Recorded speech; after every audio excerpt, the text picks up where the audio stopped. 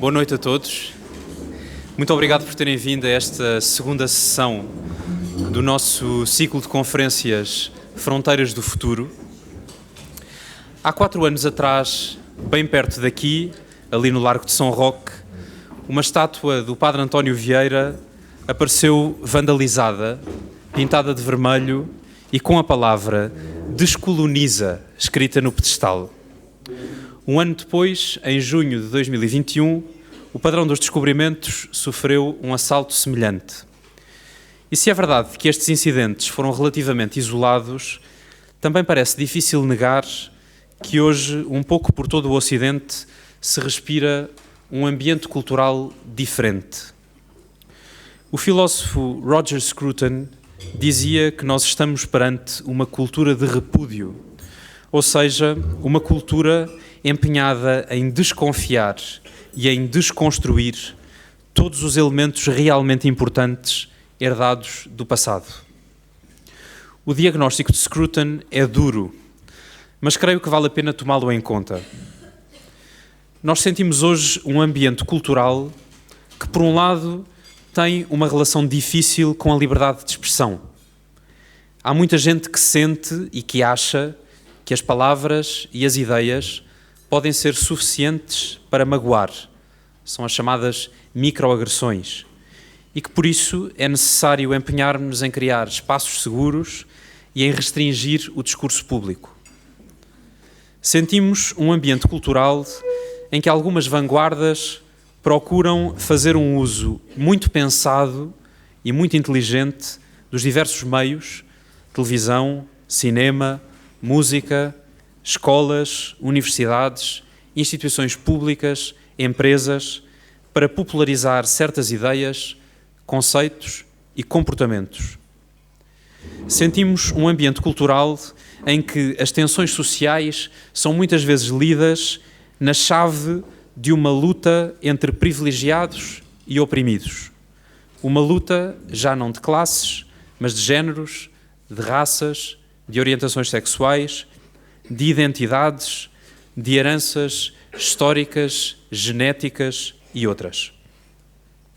Sentimos um ambiente cultural em que a história e a memória pública se tornaram um terreno de disputa entre narrativas diversas, umas glorificadoras, outras culpabilizantes, umas cientificamente sérias, outras anacrónicas e decididas a julgar o passado com critérios nossos, de hoje. Sentimos um ambiente cultural que é muito amigo das causas ecológicas, mas que tem uma relação muito difícil com isso a que o Papa Francisco chamou ecologia humana, e que significa, conforme se lê na encíclica Laudato Si, que também o homem possui uma natureza que deve respeitar e que não pode manipular como lhe apetece, e também que a aceitação do próprio corpo como dom de Deus é necessária para acolher e aceitar o mundo inteiro como dom, escreve o Papa. Sentimos, por fim, um ambiente cultural que lida mal com a busca pela verdade. A verdade é vista muitas vezes como sendo simplesmente uma construção social, um resultado a que se chegou em função de a sociedade ser como é. E deste modo deixa de importar o que é verdade e o que é mentira e passa a interessar somente quem tem força, quem tem poder para impor a sua verdade. Cada um destes aspectos, e outros de que não falei, compõem um difícil mosaico de ideias, de sentimentos e de movimentos, nem sempre coerentes, cuja força sentimos na sociedade de hoje e aos quais se tem chamado, à falta de melhor expressão, o wokeismo, ou o movimento woke. Hoje queremos gastar algum tempo a olhar para estas ideias, a perceber o que são, onde querem chegar, como olham para a sociedade, porque é que são perigosas e ainda se têm algo de bom que possa ser aproveitado. Mas queremos também perceber, sobretudo, de onde vêm estas ideias, quais são as suas raízes intelectuais e filosóficas. Vale a pena lembrar que, como disse John Maynard Keynes, um importante economista do século passado, os homens práticos que se julgam livres de quaisquer influências intelectuais são habitualmente escravos de algum economista já morto. Poderíamos dizer, de algum filósofo já morto. Também por isso, vale a pena perceber de onde vêm estas ideias, para podermos dialogar mais eficazmente com elas, sem nos deixarmos escravizar.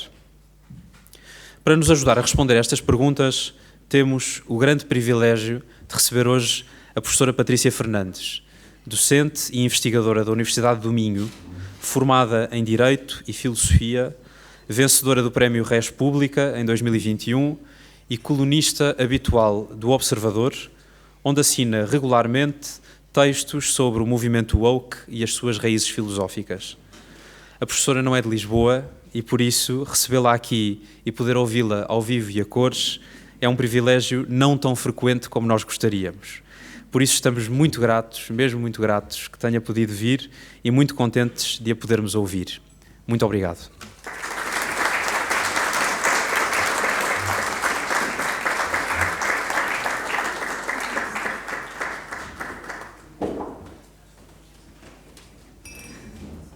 Ora bem, boa noite a todos. Eu queria começar naturalmente por agradecer as primeiras simpáticas palavras que o António me dirigiu. Ele já avisou que eu não sou de Lisboa e por isso eu peço alguma tolerância para com o meu sotaque mais nortenho, não é? E é provável que eu troque uns Bs pelos Vs, mas sei que vocês vão ser simpáticos e não levar a mal. Quero naturalmente agradecer à paróquia na figura do Sr. Padre, por me ter convidado e por me ter recebido tão bem. É uma experiência nova e que tem sido muito gratificante. Na verdade, eu gostaria de começar por umas notinhas iniciais, antes de passarmos para a apresentação propriamente dita. Queria dizer-vos que vinha pelo caminho, no metro, pelo caminho, não é em Lisboa, é metro, vinha no metro a pensar... até nem estava a pensar exatamente nesta atividade, mas estava a pensar em como, na sociedade atual, se cria um ambiente social que desvaloriza determinadas profissões que são essenciais e que são normalmente profissões associadas a servir o outro. E eu estava a pensar numa coisa tão banal como a minha cabeleireira, que me parece sempre que tenho uma certa vergonha de ser cabeleireira ao ponto de dizer que não queria que a filha seguisse a mesma profissão. A filha tinha que ter uma vida melhor. E escutando-a, compreendia, mas também fiquei a pensar como é que nós criamos uma sociedade em que servir o outro e fazer o outro feliz, que é normalmente o que acontece quando nós mulheres vamos ao cabeleireiro, se tornou tão desvalorizado e que tem a ver, este é só o exemplo, penso que a situação de uma cabeleireira é um exemplo de como as pessoas vivem cada vez com menos vontade de servir o outro e de certa forma, contribuir para a comunidade. E depois, quando cheguei aqui e me levaram lá para cima, que se não conhecem, aconselho a conhecer, tem um espaço muito simpático. E as primeiras palavras que o padre Mário me disse foi serviço e servir os outros. E eu senti que estava num sítio bom e onde essas palavras de servir a comunidade e de servir o outro ainda fazem algum sentido. E, portanto, este é um bom exemplo para levarmos daqui, muito melhor do que qualquer coisa que eu vá dizer, e por isso queria começar por esse facto.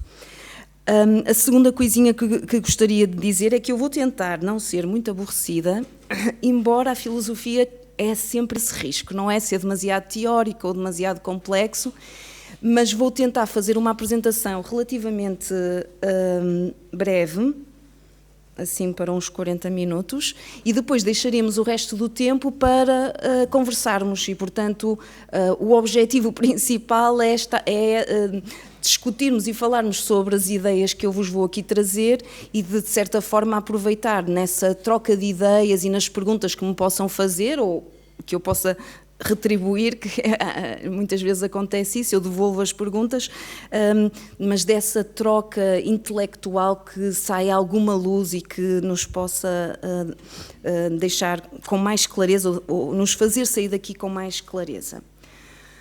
Ora bem, então, o que me foi pedido foi que falasse sobre o wokeismo em geral e eu decidi...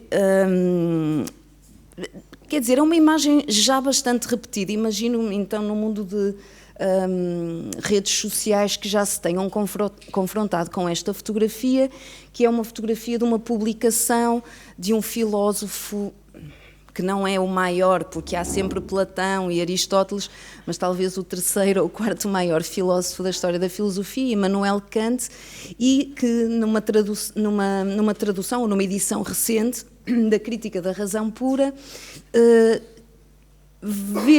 portanto, Kant vê a sua obra acompanhada de um mecanismo e um termo muito técnico, muito recente. Há pouco o António falou da questão das microagressões. Isto que vocês estão a ver rodeado por um círculo é um trigger warning, não é? Um aviso dos perigos que pode conter um livro de filosofia.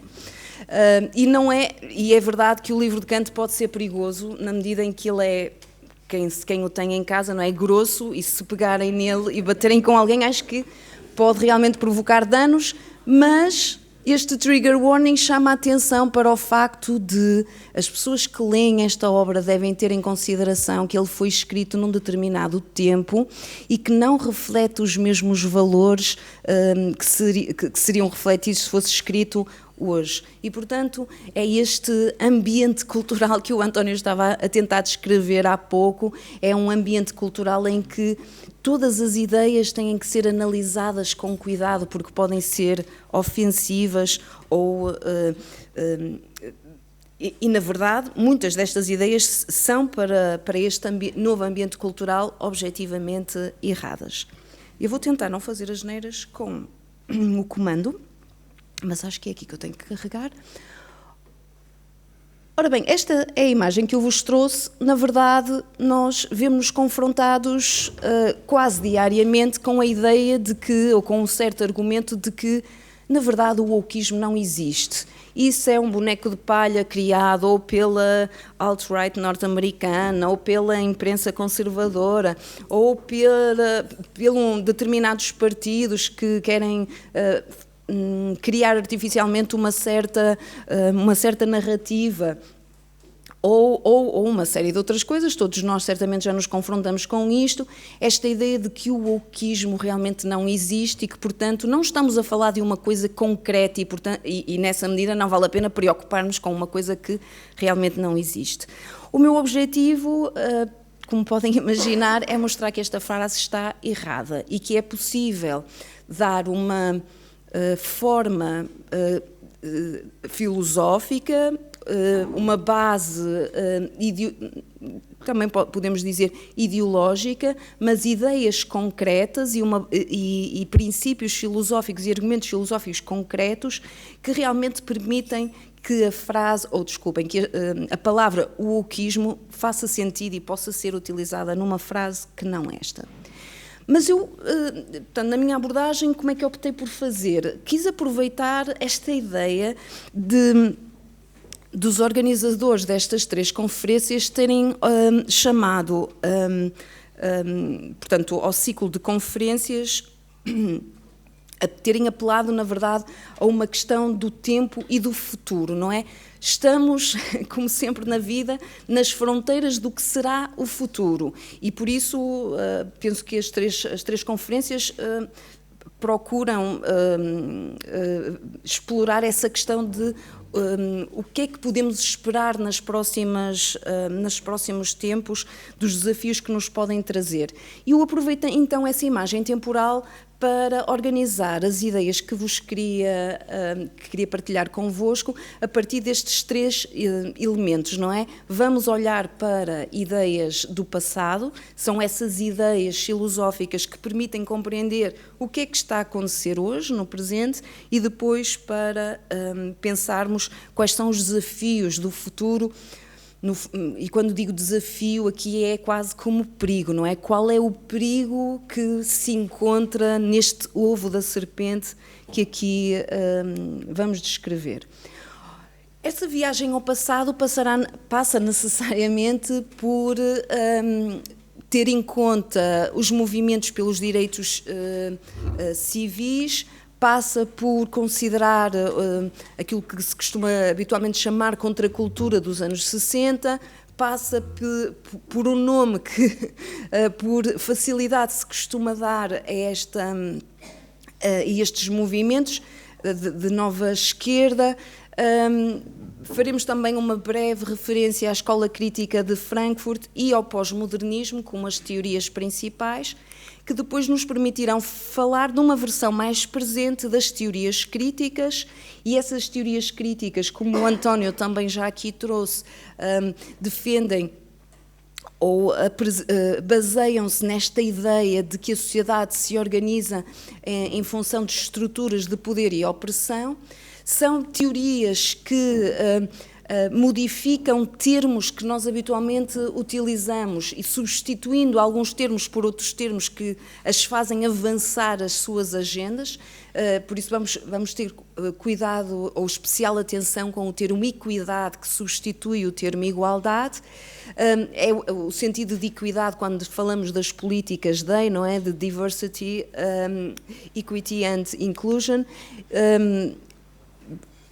Também já aqui foi referido pelo António o privilégio e a culpa, que são termos também muito importantes para as teorias críticas, mas tudo isto, todas estas ideias têm um contexto muito específico que eu também não queria deixar de chamar a atenção aqui, que é o facto de vivermos hoje, e este é o nosso presente, com uma determinada geração que está presente nas universidades, e essa geração é, em inglês geralmente dizemos IG, no sentido da geração internet, porque é a geração, e aqui é a geração que está em maioria, portanto nós mais velhos ainda nos lembramos de como era o mundo antes da internet e dos telemóveis, mas muitos, ou a maioria dos aqui presentes, já viveu só num mundo em que a internet existe e, portanto, a sua vida está intimamente ligada com este fenómeno tecnológico. E depois, claro, outra coisa que não é separável do movimento woke, que é a questão das redes sociais, não é? De que forma é que o wokeismo se alimentou e vive fundamentalmente desta dinâmica específica das redes sociais.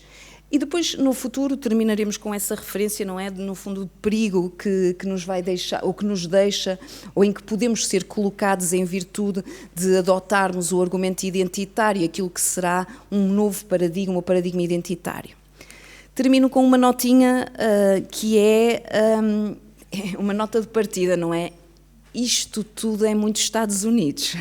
Portanto, temos que fazer esse reconhecimento inicial. Obviamente, algumas das coisas que eu vou aqui falar vão-nos já ser familiares, uma vez que a cultura norte-americana é tão influente e tão importante no Ocidente que há coisas que têm chegado a Portugal até sem verdadeiro fundamento, uma vez que a nossa sociedade é tão diferente da dos Estados Unidos. Portanto, vamos sentir essa familiaridade porque já se fez esse caminho até nós, mas as circunstâncias não são as mesmas. Não podemos dizer que os problemas que o António também referiu e que passam muito por aquilo que costumamos designar como cultura de cancelamento sejam um problema gravíssimo em Portugal. Nesse sentido, temos que dar razão àqueles que chamam a atenção para esse facto. Não é um problema gravíssimo em Portugal, embora sintamos que há um certo clima de constrangimento intelectual, e esse clima, então, é herdado desta influência, na minha opinião, depois deixo à vossa discussão,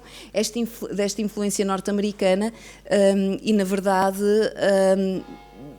muito do que eu vos vou aqui trazer é esse desenho daquilo que é a sociedade norte-americana, a presença destas ideias na sociedade e nas universidades norte-americanas, e que também acaba por ser uma vantagem na medida em que, tendo acontecido lá fora e tendo acontecido antes de nos acontecer a nós, também oferece-nos possibilidades de nos protegermos e de sabermos o que é que nos poderá acontecer.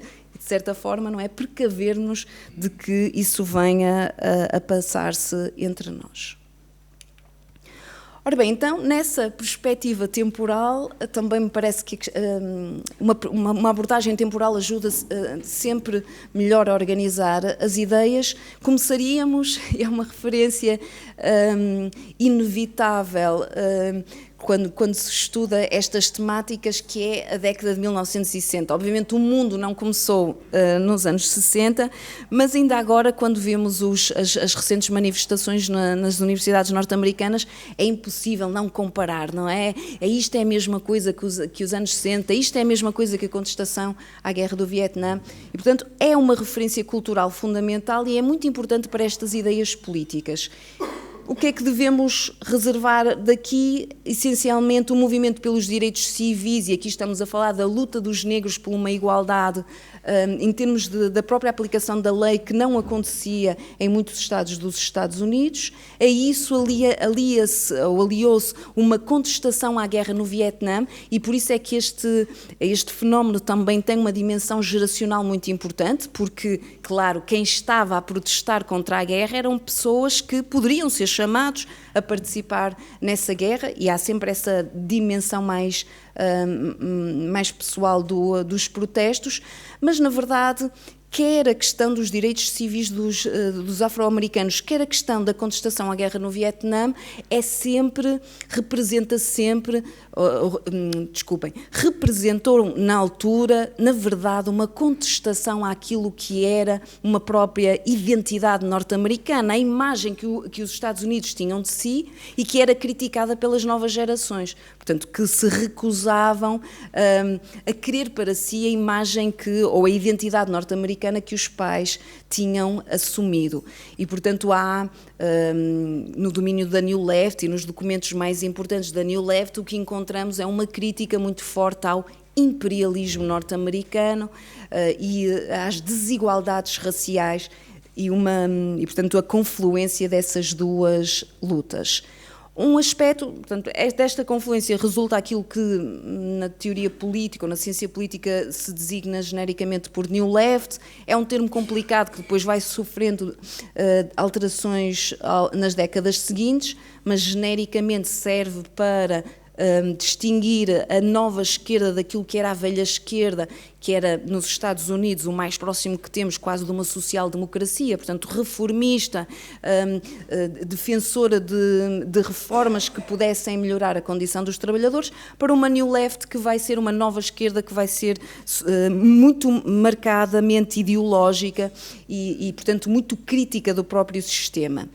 E isto, portanto, a New Left e estas reivindicações estão particularmente presentes nas universidades, não é? Já fizemos essa relação, os protestos eram nos campi norte-americanos e vamos ver então como é que as próprias universidades sofreram no seu interior estas reformas, ou, na verdade, estas tentativas de revolução da própria sociedade norte-americana. Em termos de ideias e daquilo que podemos designar como domínio filosófico, elas começam a tornar-se bastante claras na década de 70, claro que já estão presentes nos próprios movimentos anteriores, mas há sempre são sempre precisos alguns anos para haver um amadurecimento daquilo que são as teorias filosóficas mais relevantes, e elas estão sedimentadas nas universidades norte-americanas perfeitamente na década de 70. E quais são então os três grandes grupos de ideias que podemos encontrar e que nos permitem compreender o que é que vai acontecer a partir destas duas décadas, portanto, anos 60 e os anos 70. Aliás, sabem que em inglês usa-se genericamente a expressão 60s, sem ser uma referência só à década de 60, mas para apanhar ainda um bocadinho da década de 70, e portanto quase é um espírito de contracultura que não está necessariamente, não termina no dia 31 de dezembro de 1969. Ora bem, então, 3 grupos de ideias. O primeiro é ainda de uma influência forte do marxismo, e estas ideias marxistas estão sobretudo presentes em alguns movimentos de luta pela emancipação negra. Há vários grupos com várias influências, e alguns grupos mais radicais ainda convocam a narrativa marxista da libertação e da emancipação. E depois temos, simultaneamente, correntes pós-marxistas e a New Left, que até vem de uma tradição inglesa que é levada para os Estados Unidos sobretudo por um autor. Isto agora levava-nos a outra divulgação que não interessa. O que interessa é que, para além do marxismo, há pós-marxismo, e esse pós-marxismo está geralmente ligado a este autor, este intelectual italiano comunista, Antonio Gramsci, que, embora haja interpretações contraditórias, mas terá reformado ou reformulado ou virado ao contrário as próprias ideias, pelo menos do comunismo do seu tempo, na medida em que vai dar uma grande ênfase à dimensão cultural e defender que a revolução tem que ser primeiro das ideias e, portanto, primeiro tratamos da hegemonia, ou tentamos consolidar uma nova hegemonia cultural, e será isso a permitir depois a revolução política. O Gramsci é um autor muito importante, porque ao falar sobre esta dimensão da luta e no fundo do conflito pela hegemonia, serve para autores de vários tipos defenderem as suas ideias e da importância que é a luta cultural. E, portanto, o Gramsci é igualmente importante para a New Left e para a nova direita, nomeadamente a Nouvelle Droite francesa do mesmo período, da década de 70. E, portanto, é um autor fundamental em Portugal, até pouco estudado para a sua importância. Um segundo grupo de ideias é a Escola Crítica de Frankfurt, que está precisamente a fazer, ou fez agora recentemente 100 anos, e a Escola Crítica de Frankfurt, que já teve várias gerações, não é? Acho que vamos agora na 4ª geração de filósofos, portanto, criada por uns e depois sucessivamente retomada. Na sua versão da primeira geração, especialmente, faz uma crítica profunda às ideias das luzes, ao iluminismo, em particular à sua dimensão da razão, com letra maiúscula, e isto muito naquilo que é, no fundo, as feridas causadas pela Segunda Guerra Mundial.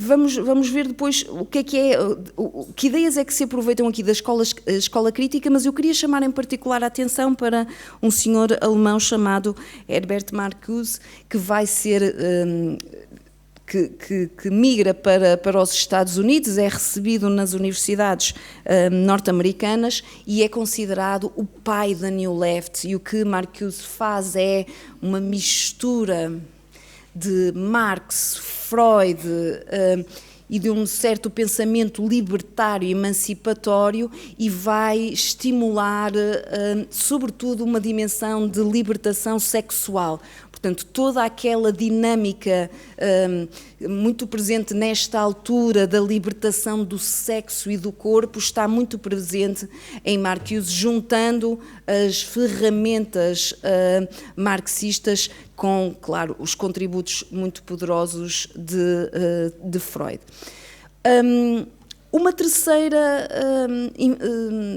Um terceiro grupo de teorias que são muito importantes é aquilo, também outro termo que é muito discutido, mas que vamos genericamente designar como pós-modernismo, e o pós-modernismo que põe, reparem, até na própria tradição da escola crítica, o que faz é recusar os princípios da modernidade, mas aí já estamos a falar de uma tradição, em particular francesa, e com uma referência muito, muito especial ao estruturalismo ou pós-estruturalismo, outra discussão filosófica muito profunda, mas que os principais autores poderíamos identificar como sendo estes três. Às vezes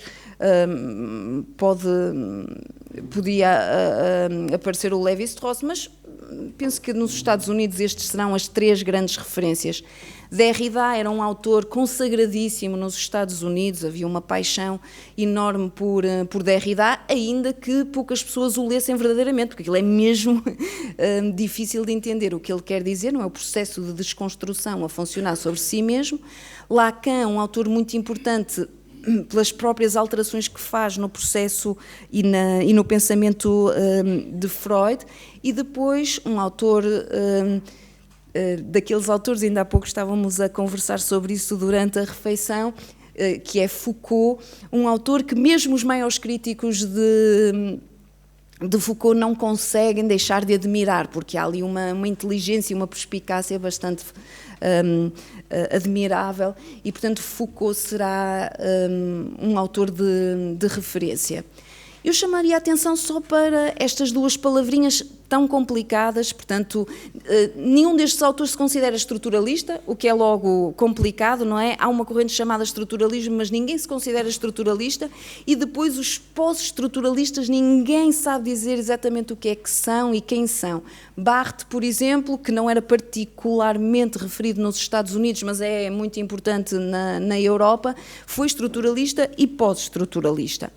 Mas eu queria chamar só a atenção para estas duas expressões, porque queria retirar daqui um aspecto importante, que é esta dimensão da estrutura. O que estes autores defendem é que a sociedade, o mundo se organiza, e o mundo humano se organiza em função de estruturas. E estas estruturas exercem poderes sobre nós, sobre a forma como percepcionamos o mundo, compreendemos o mundo, interpretamos o mundo. E o que é que esta dimensão estrutural faz? Elimina o espaço individual. Portanto, nós não somos verdadeiramente livres, nós temos um determinado comportamento que a estrutura nos impele a ter. Eram autores que trabalhavam em particular a questão da linguagem, até indo, na verdade, um autor muito mais antigo, não um autor antigo, mas um autor muito mais antigo do que eles, Saussure, chamando a atenção para o facto de a linguagem nos obrigar a pensar de determinadas formas. A linguagem é uma estrutura que nos força a pensar de uma determinada forma. E, portanto, na verdade, não somos nós que falamos, é a linguagem que fala em nós.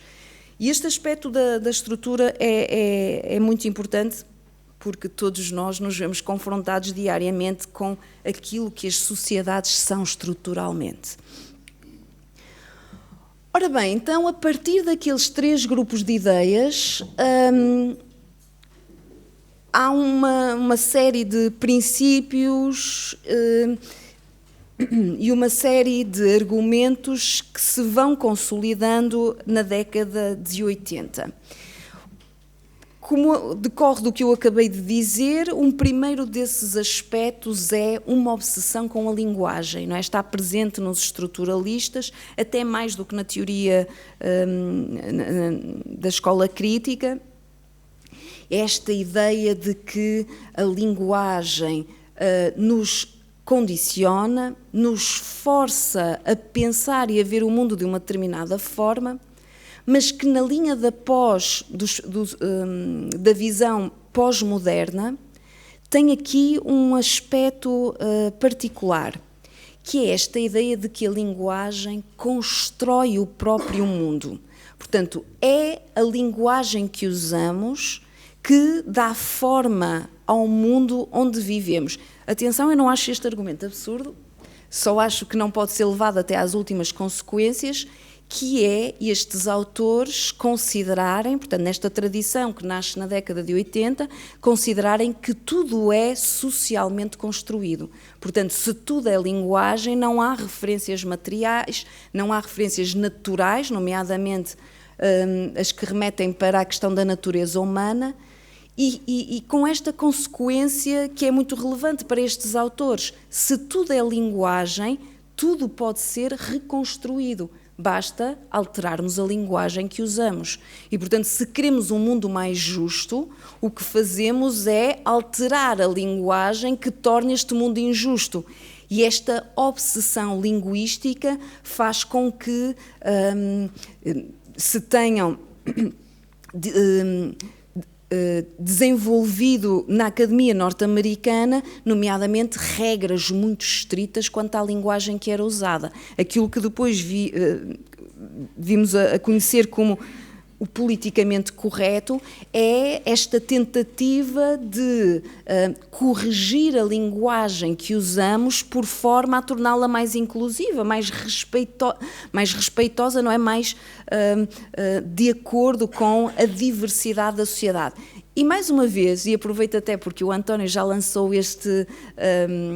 esta ideia na sua apresentação, também há alguma sensatez nesta ideia, porque basta pensar o contexto em que isto surgiu. As universidades norte-americanas, a partir da década de 60 e 70, tornaram-se progressivamente mais diversificadas. Novas etnias entraram no espaço que era muito masculino e muito branco. Algumas universidades quase exclusivamente masculino e branco.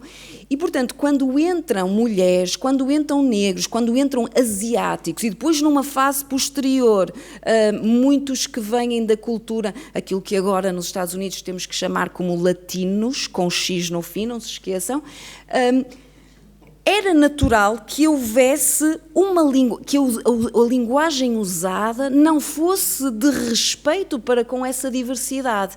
Só que o problema está no passo a seguir, não é? Esse instinto de criar um código linguístico nas universidades que fosse mais adequada às novas realidades, e também já falamos aqui de como o mundo muda e as instituições têm que se adaptar à mudança do mundo. Passamos para fases mais agressivas, não é? De controle do pensamento e do que se pode dizer, atacando depois certas ideias. Mas o instinto inicial poderia ser bem acolhido por qualquer um de nós, que é a ideia de que realmente devemos excluir do nosso vocabulário uma linguagem que seja agressiva para com o outro. Mas esta obsessão com a linguagem tem uma outra consequência, que eu por acaso inverti ali a ordem, mas vou-me referir àquele tópico número 2. Esta obsessão com a linguagem tem uma consequência muito específica, que não é logo, para quem não é estudante de filosofia, não é logo evidente. É que quando nós temos, ou adotamos, ou subscrevemos uma visão da linguagem como construtora de mundos, portanto, é a linguagem que constrói o mundo, a consequência é que a verdade deixa de existir. Não há uma verdade final, por isso é que eu pus verdade com letra maiúscula, não é? Usando até uma referência que o filósofo norte-americano Richard Rorty, o Rorty escrevia mesmo, em português escreveria verdade com letra maiúscula, para focar esta ideia de a verdade absoluta, a verdade final. Quando se tem, então, estava a dizer, esta visão de que o mundo depende da linguagem que usamos, não há uma verdade final, porque depende da linguagem que usamos. E, portanto, a ideia de que existe uma realidade última, sobre a qual todos estamos de acordo e que não podemos contestar, desaparece no âmbito destas teorias. O que há é verdades com letra minúscula, várias, dependendo da teoria que está aqui, que se queira apresentar. E isto vem muito do facto deles não terem como referência. Deixem-me ver se isto fica claro. E se não ficar, por favor, chamem a atenção que eu esforço-me mais. Quando se considera que o mundo é linguisticamente construído, não há nada para lá da linguagem a que nos possamos referir. E por isso não há uma matéria, uma natureza, uma realidade física. Não há nada relativamente ao qual todos podemos estar de acordo, porque podemos construir um mundo de diferentes formas, usando linguagens diferentes. E isto é um aspecto fundamental destas teorias, porque vai dinamitar, e conseguem já imaginar como, qualquer referência àquilo que seja razão e ciência. E por isso é que Kant é um autor tão perigoso, que fala nessa ideia da razão com letra maiúscula, e que é uma razão partilhada. Por isso é que Kant é um autor liberal por excelência, porque nos dá as bases para este universalismo, que é o facto de todos somos humanos, independentemente do local onde nascemos, da nossa cor de pele ou do sexo que temos. Partilhamos esta natureza humana, mas quando defendemos uma perspectiva linguística, então não há essa referência final. Significa que também não há a ciência como ferramenta para se descobrir a verdade. Na verdade, há várias, para estes autores, há várias formas de produzir resultados científicos, e tanto pode ser a ciência, aquela ciência que nós chamamos a ciência com letra maiúscula, que eles vão chamar a ciência ocidental, não é? Baseada na matemática e nessas coisas complicadas que a filosofia felizmente não faz. E depois há as outras ciências, que são formas de conhecimento que podem resultar de tradições africanas ou da medicina ou da farmacologia indígena, ou todo o tipo dessa... Depende das narrativas e das visões que apresentamos. É isto quanto à linguagem. Estes autores também vão partir, como já vimos há pouco, da questão das estruturas, não é? Sendo a linguagem uma das principais estruturas, mas reparem que há uma particularidade específica. Acreditar nesta dimensão estrutural significa acreditar que as estruturas exercem sempre poder. E se exercem poder, se são formas de poder, exercem opressão. Há sempre alguém a oprimir, há sempre um grupo a oprimir outro grupo. E para estes autores é assim que o mundo funciona. O mundo funciona resultado de um grupo oprimir outro. Há aqui muito de marxismo, claro, já vimos há pouco que essa é uma das referências. Mas aqui não é pensado em termos de classes e de luta de classes, mas é pensado em termos desta dinâmica estrutural que depois vai remeter para, e é o meu próximo tópico, para identidades. Portanto, as estruturas são criadas por determinadas identidades, e essas identidades que criam as estruturas, que geram as estruturas, têm como objetivo oprimir outras identidades. E o que estes autores então fazem é isto que eu tenho vindo a designar como uma viragem identitária, que é chamar a atenção para o facto de o mundo ser organizado a partir de identidades. E é nessa medida que os homens do sexo masculino criaram sempre um mundo em que as mulheres eram oprimidas e estavam sob o seu poder e sobre a sua sujeição e para a satisfação dos seus interesses. É de acordo com esta narrativa que os brancos criaram um mundo de opressão para explorarem os negros. E, portanto, funciona sempre, ou para usarmos os vocabulários mais modernos, não é? Os cis criaram um mundo de opressão sobre categorias trans ou não binárias. Um outro aspecto fundamental destas ideias, e que podia não ser necessário, mas que foi aqui introduzido sobretudo pelos estudos feministas, é uma viragem emocional. Portanto, as autoras que trabalham no feminismo, e em particular são muito importantes, autoras de confluência, quando são negras e feministas, vão trazer para a filosofia, para diversas áreas do estudo, mas para o argumento filosófico, esta ideia de que a emoção tem um peso fundamental no modo como percepcionamos o mundo, e que, portanto, quando reparem neste argumento, também que já começa a entrar, então, nesta questão da discussão das reparações, isso ficou evidente em alguns debates,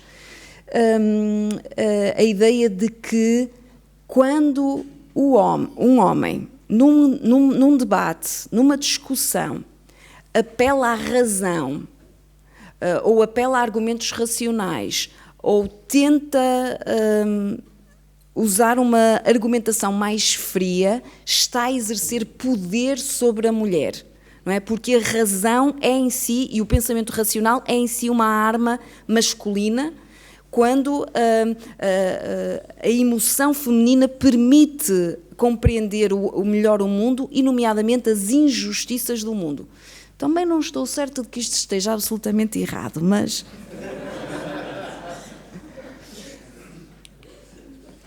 Ora bem, o que é que vai acontecer, e já estou a ficar com pouco tempo para os meus objetivos, nós queríamos acabar a que horas?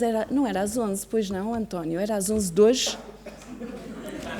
Então, desculpem, o que é que vai acontecer depois? Isto é menos filosófico. O que é que vai acontecer na década de 90 em quase todas as universidades norte-americanas, e começa também a chegar, nesta altura começa a chegar já a Portugal, uma reforma das universidades que tem a ver com a alteração dos currículos, portanto, aquilo que é ensinado nas universidades, sobretudo no domínio das ciências sociais, com o surgimento de novas áreas, não é? É as áreas dos estudos de género, dos estudos da raça. Em Portugal penso que isso ainda não acontece, mas também não sei em pormenor os currículos das universidades aqui em Lisboa, mas sem dúvida, e entre nós, estudos do género, estudos feministas, estudos pós-coloniais, isso já está bem consolidado entre nós.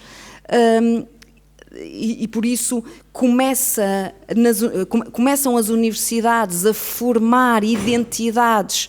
Isto é uma crítica que muitos autores chamam a atenção para o facto de as universidades ensinarem as pessoas de uma certa identidade a pensar sobre si mesmas. E, portanto, vejam o loop que isto provoca em termos daquilo que é um certo egocentrismo, que também é muito evidente, e um autocentramento que é muito presente também neste tipo de movimentos. Há aqui uma palavra importante que é a interseccionalidade, nasce no domínio da teoria crítica da raça, e essa interseccionalidade pretende chamar a atenção para o facto de, apesar de as pessoas poderem ser discriminadas em função de uma parte da sua identidade, na medida em que cada um de nós tem várias identidades, pode ser discriminado de várias formas, nomeadamente uma mulher negra vai ser discriminada por ser mulher e por ser negra. E, portanto, a luta tem que ser interseccional na medida em que, para estes grupos, todos eles sofrem algum tipo de opressão, mas devem ver os outros grupos não como inimigos, mas como igualmente oprimidos, devendo se juntar para lutar contra o grupo opressor, que é, como sabem, o homem branco. Nas teorias críticas, o que é que elas fazem? Retiram da teoria, sobretudo da escola crítica, mas também do pós-modernismo, a ferramenta crítica. O que é a ferramenta crítica? É olhar para o mundo e conseguir identificar numa instituição, num determinado texto, numa determinada organização, onde é que está o poder? Quem é que está a usar o poder para oprimir quem? É isto que estas ferramentas ensinam, estas teorias ensinam, a desmontar as instituições, às vezes até instituições que nos parecem normais. Pensem no caso da família. Alguém que venha da teoria crítica vai olhar para a família, para a instituição familiar e pensar quem é que está... Alguém vai ter aqui o poder, não é? Quem é que tem o poder e está a oprimir que grupo? E, portanto, é este tipo de ferramentas. O que é que os estudantes, ou que tipo de estudantes é que devem resultar deste tipo de ensinamento se as coisas correrem bem? É um estudante ativista, não é? Aquele que percebe no sentido de agora eu tenho as ferramentas para compreender como é que o mundo verdadeiramente funciona e, por isso, e eu devo agir perante essa injustiça. E há uma dimensão muito forte, e isto é particularmente evidente na sociedade e nas universidades norte-americanas, é da valorização do estudante que sai das universidades enquanto agente político e que deve, no seu local de trabalho, mudar, aplicar as ferramentas que aprendeu e mudar o mundo. A escola do ressentimento é importante, mas não temos tempo, e terminaríamos com, no fundo, a atualidade. Eu depois, quer dizer, é relativamente fácil, também estamos à distância tudo nos parece mais fácil, mas parece relativamente fácil falar da década de 60, da década de 70, 80, 90, e depois pensamos, e o século XXI, que na verdade já começou há 24 anos, só que o 11 de setembro parece que foi ontem, para quem tem uma certa idade, que não a vossa, ou a maioria de vós. Mas eu acabei por identificar, é só uma proposta, estou aberta às vossas considerações, 4 fases, que me parece ser uma primeira fase do século XXI, que é muito marcada, claro, pelo 11 de setembro, e isso eu acho que vai acalmar. Há aqui duas particularidades. Por um lado, vai acalmar uma certa crítica à sociedade, porque há uma união dos Estados Unidos em torno do que aconteceu e um certo apoio, até na altura, ao presidente Bush e depois para a guerra no Afeganistão. Mas o 11 de setembro também foi muito importante para deixar claro como nas universidades norte-americanas aquelas ideias que vimos anteriores, não é? De achar que os Estados Unidos eram o pior país do mundo, o 11 de setembro deixou isso muito claro, porque nas universidades norte-americanas, em muitos departamentos, achou-se que o 11 de setembro tinha sido justo, não é? Os Estados Unidos pediram isto e, portanto, mereceram o que tiveram. E há muitas autoras que dizem que esse foi um momento até de choque e de compreensão. Não há qualquer coisa de errado quando uma professora universitária festeja e celebra o que aconteceu no 11 de setembro. Esta primeira fase terminará provavelmente com a crise económica de 2007-2008 e o movimento Occupy, que é provavelmente a última manifestação das preocupações materiais, não é? A ideia da questão do 1% ou dos 99%, a questão das desigualdades que nos ligam a todos, independentemente das nossas identidades particulares. É também o final do neoliberalismo, pelo menos na minha proposta, para se estivéssemos numa dimensão mais económica. Uma segunda fase é, claro, marcada pela presidência do presidente Barack Obama, que gerou reações dos dois lados. Por exemplo, nomeadamente para os identitários, portanto, para aqueles que veem a política como marcadamente identitária, nomeadamente a partir da raça, Barack Obama foi um fracasso, porque ele era um simples liberal, não é? Que acha que todas as pessoas, um bocadinho à imagem do Martin Luther King, acha que todas as pessoas são iguais, independentemente da cor da pele, e o importante é a igualdade de oportunidades. Os identitários são absolutamente críticos do Barack Obama, acham que é só um homem do sistema e que, portanto, deve ser criticado. Mas à direita também gerou muitos anticorpos com a radicalização de várias alas do Partido Republicano, uns em termos económicos, com o surgimento do Tea Party, mas outros com uma alt-right mais identitária.